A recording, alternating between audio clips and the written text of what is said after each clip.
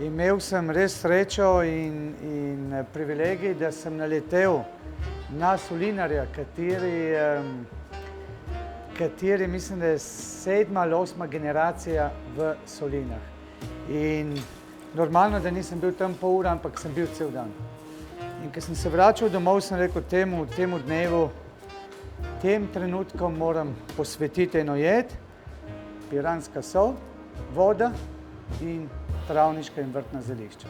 Sol je delček morja, kateri se ni hotel vrniti nebo. Od tistkrat delam samo z piransko soljo, ne vede tistkrat sem dobil res to kulturo o osnovni sestavini. Kaj je za mene kuhinja? Na prvem mestu je osnovna sestavina. Paziti, da tej osnovni sestavini ne spremenimo okusa, spoštovati vedno to, od kje smo in pol priprava te osnovne sestavine na način, da gost začuti in da začuti, da je nekdo mislil in delal za njega. Gostinec, kuhar mora biti prav to, da poskrbi, da kmet, za kar se je trudil celo leto, da ta njegov pridelek pride čim prej po najbližji poti do gosta.